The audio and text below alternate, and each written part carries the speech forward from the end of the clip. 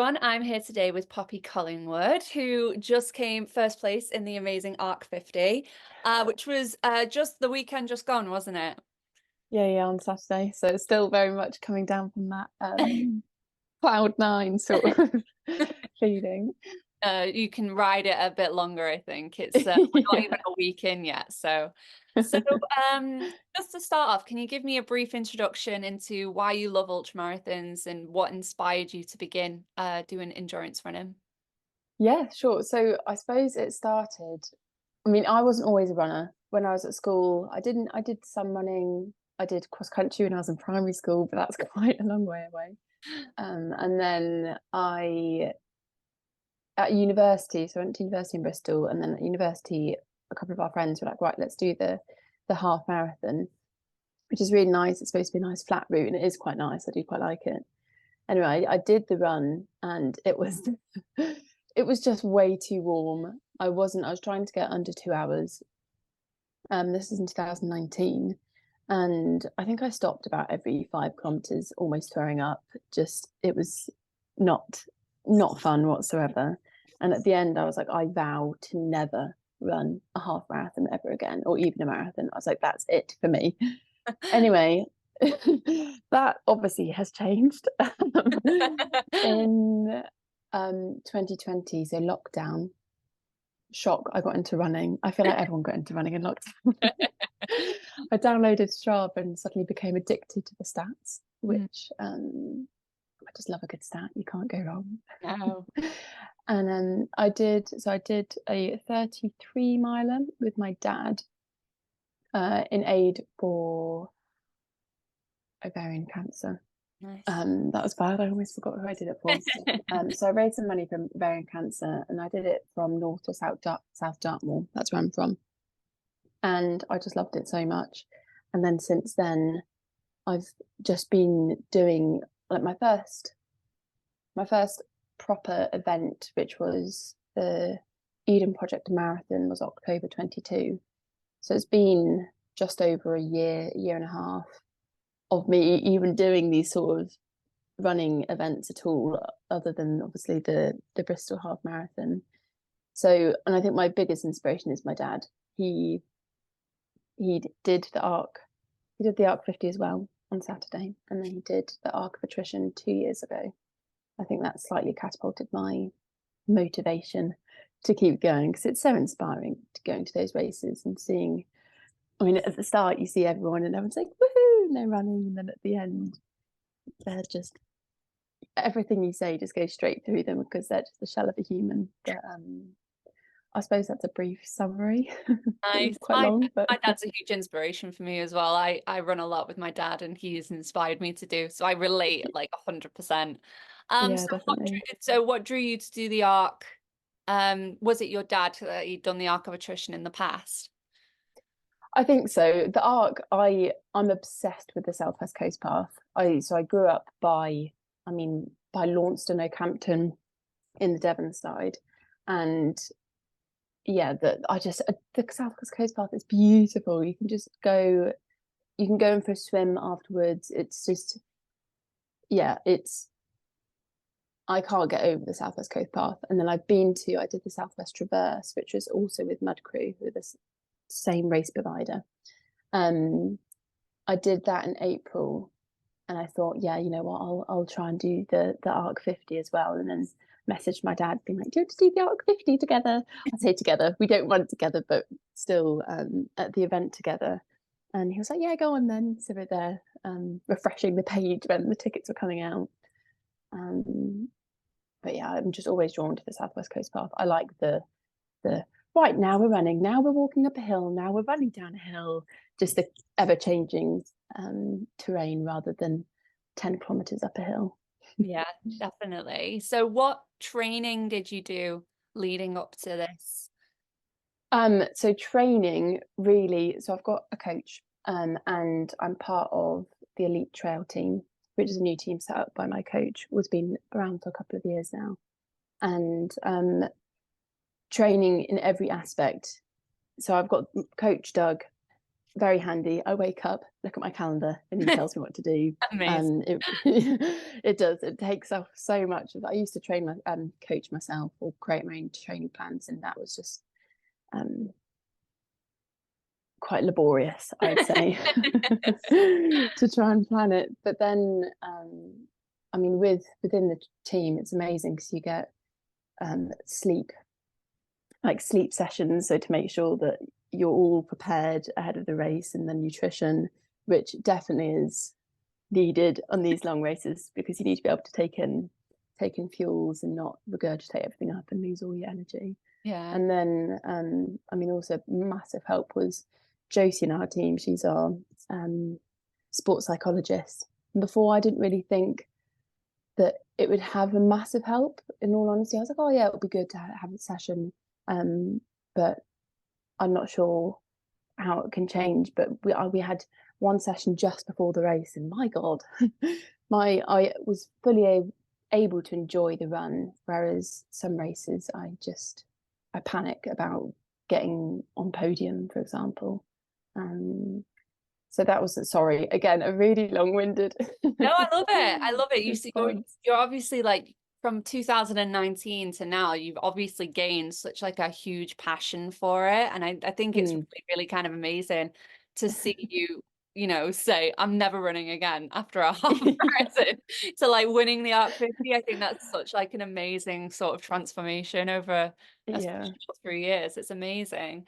So, did you enter with the expectation of winning? Was that kind of in your mindset? Or was it like halfway through you were like, I'm in front. Let's see if we can carry on. um well, so because of my previous races, I've been like first, second, third, sometimes fourth. So I always, whenever I enter a race, at least that distance, because I know 30 miles is my favorite. 50 miles, I've never actually done 50 miles before. It's my first 50 miler. um I very much went in being like, I don't expect to place because, for example, Holly was running and some other very good runners were running. So I was like, I don't expect to beat them. So I was going in with the sole aim to just enjoy the run and to make myself proud. So push the first half, I don't really race. I just get through it. And Mm. then the second half, I start pushing. But it was just for myself that I tried to do that and not focus on getting podium. And then it was near the end, some of the runners, the 100 runners that I was overtaking, they're like, she's not far behind in front of you. I was like, oh my God. And I think it was then I was like, oh wow, maybe I could possibly do this then. And then it just pushed me to then carry on and then obviously get there at first, which yeah, it's still sinking in, to be honest, the whole thing. Tell me a bit more about your race then. Were you quite, you've already kind of touched on it, but was there some low moments? Was there some high moments? What were some of your favorite sections? So there were always low moments of these sort of races. It started off all okay. My dad, he was like, Pops, go over there because that's where they go up on the Minack. So you start down in the Minack Theatre and then you go up the stairs. And Dad was like, last year, or he did it 3 or 4 years ago. He's like, they all went over there, so go over there. So I went and I was kind of in the middle, and it turned out they go up from both sides of the pack. So my dad ended up starting her in front of me. So I always think that he's doing it just to try and get ahead. But so at the start, I started actually in the middle of the pack, which when you're going on the coast path is actually quite frustrating because you don't really get much opportunity to overtake if you want to overtake. But I think that actually massively helped my whole race because I started off quite slow. In the moment, I was getting frustrated. I was like, oh my gosh, this is going to scupper my race. But no, it turned out really well. I had the first 5K of just warming my legs up. Yeah. And then the bit between, where is it? Senan and St. Ives. It's just it's quite horrible. Yeah. So I recce'd it and I knew what to expect, but it's not really runnable. You can't get into much of a rhythm. I do like it to a certain extent, that it's not physically hard in that you're not aerobically going for it because you're basically walking the whole time. But mentally, it's quite hard because you want to be able to get going and you just can't really. And during that period, I ran out of one of my bottles had leaked. So I'd ran out of my tailwind because I only really use tailwind and bananas at the moment. Um, so coming into St. Ives, I was really low on energy. All of my crew could tell. And then I took off my what they called leggings, put on my shorts because I was like, it's really warm. Gave my leggings to my boyfriend. I was like, just put them in my bag because you have to carry it for the mandatory kit and whatnot. And then he was like, oh, and I was like, what? He was like, the bag split. And I was like, oh no, I don't know what to do. So then we're all there like, I don't know what to do because the bag just, I need to carry it. Yeah. So my mum, thankfully, carries duct tape with her everywhere. So my mum came running through the car park with duct tape. So we ended up duct taping my whole bag together. Wow. So that was a bit of a panic. I feel like when, as a runner, your mind switches off. I can't think logically, being like, right, we need to get something to put this together. I was just like, oh, I don't know what to do. So that was a bit of a panic, but it actually worked out very well. Duct tape, I love duct tape now. Take it with me everywhere, as like my mum. And then, so those are the real low moments, and then the high moments. I mean, from Hale to the finish, I very much just enjoyed. Maybe not the bit just before the finish, but that was just unbelievably beautiful. I put on my favorite music. It's not like pumping music. It's the stuff that you'd see on like TikTok reels. That inspirational music. I love that music. So I was listening to that, and I had a moment of euphoria. With the sun kind of coming through the trees and listening to my favorite music, and then seeing the coast. It was just really, really beautiful. And then I kind of stayed on that high for most of it. And I think near the end, my stomach was going a bit funny. So I was just trying to get to the end just before anything happened because I don't know what my tummy was doing. Yeah. But I suppose that's a good summary of all the highs and the lows. Amazing. So tell me about that last, I don't know, 5K in the finish. Were you a little bit emotional that you knew you were in first place? Yeah, so well, I knew I was in first place, but I knew that Holly wasn't far behind. So there was always that. I didn't really believe that I would win until that final hill, which is I think the last like 300, 400 meters, just because, yeah, no one knows. I had no idea how far behind she was, Yeah. and coming up that hill, I suppose it was a bit of a weight completely lifted. Because I knew that I'd actually done it and also pushed myself. I think sometimes I've had wins when I know I didn't push myself, and it doesn't I don't usually get as emotional in those because I think, oh, I don't think I've made myself proud. But this one, yeah, coming up to the finish line, there's a photo of me at the finish line. My face is just all like, woo, because I'm so emotional. But it's really emotional going over the finish line and seeing all of my crew there. You realize you're like, oh, I've done it. It's actually happened. I've But finished. yeah, I didn't want to let myself get emotional until that last bit, until I knew for certain that that was going to be it. Because otherwise, I don't want to get emotional and then Holly just waltz on past and be like, oh no, and then have to get my head back in the game. Definitely. Yeah. Amazing. So you've told me a little bit about bananas and tailwind, but did you have a nutrition plan kind of going into it, and did you stick with it? Yeah, so my crew had a notepad that I'd written out and color coded for them. And it was actually just tailwind. I'd have 2 bottles of tailwind basically every 2 hours. They'd plunk it in, and a banana every checkpoint, or half a banana every checkpoint. And that did me for the whole race, really. I think I'm gonna have a word with the nutritionist when I get back for similar length races, because I think at the end my body was a bit like, please, can I have something other than tailwind and banana? I just need something else. Yeah. So but yeah, tailwind and banana, I don't think you can beat it for those, but up to that length it's worked all right for me. I'm training for a 50 at the moment, so I might be doing that. So There we are. Get that tailwind and banana. So what's your recovery been like? You said you're kind of still on cloud nine, but how's everything going in that department? Really well, actually. I know after every race, I always prepare myself mentally, because it is, you do have this for the race and the build up, you're building up to this one thing, and then you've got the race and it's this massive thing, moment of euphoria. Oh my gosh, so happy. And then you come away. Firstly, going back to work is a bit hard. and then it's the just coming back down to earth, back down to reality. Sometimes, and I've had it so many times before, so I'm prepared. I warn my boyfriend, being like, if I say anything mean, I don't mean it. It's just some emotions that I'm going through, going down.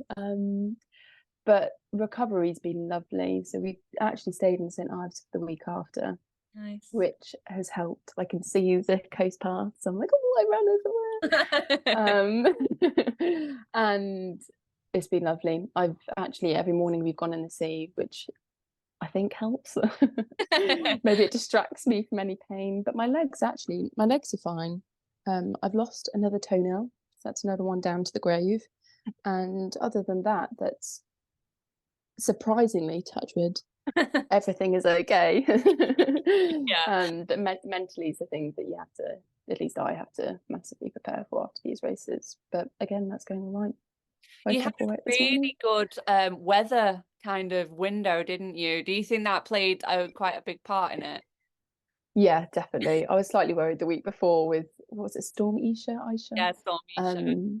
Yeah, I was like, oh God, that's going to be bad, but also completely gnarly. And it's a completely different race, which I was prepared for. I love running in that sort of wild, wild environment. But no, massively. I think it helps keep the mood up. I think particularly for the hundreds as well, because the Friday night was beautiful, just wonderful sunset. So yeah, the conditions underfoot also really good. It hadn't rained for I think 2 days before, so it wasn't too boggy. Yeah, I think it was it made the day a lot nicer, that's for sure. So what time did you end up finishing him?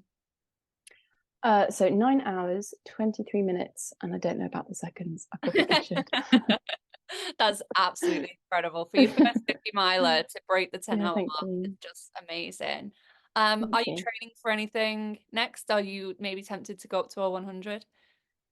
So the temptation is there, let me tell you. But I am now, so this next year, I'm doing the, what they called, Golden Trail series, Nice.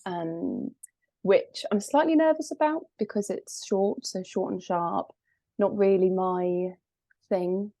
But I want to try and get that speed work under my belt, and then I love 30 milers are my favourite. And now I do actually really like a good 50 miler. And eventually I will follow my father's footsteps and do the 100 miler, the Arc 100 for sure.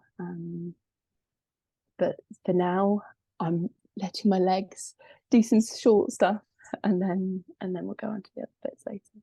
I bet a short one will feel really strange after doing a 50 miler. Yeah, Because it's a whole different mindset, isn't it? So I've been training for this 50 miler and I've had to like slow down because obviously I can't go out and run like yeah, 5 minute kilometers for 50 miles. yeah. Have you found that transition? Do you think that's going to be a little bit strange, or do you think you're going to kind of take it? I think it'll be slightly strange. We did some speed work before going into this 50 miler. And I think I surprised myself how fast I could run. Before I'd always not labeled myself as a fast runner. That's kind of why I thought I did well in ultra marathons, because I was like, I can just run slow for longer. So that's fine. So it will be a bit of a transition, but I think I'm excited to put myself in uncomfortable situations a bit more. I think that's what my 2024 is, trying to just make myself uncomfortable without sounding horrible. Just to try and push my limits and see actually how fast and how far I can go, I think. Amazing. Well, thank you very much for coming on with me. No Enjoy worries. your week in St. Ives. I'm very jealous. Thank you. Yeah, and I look forward to hearing more about you in the future. Oh, likewise. Lovely to meet you. Thank you.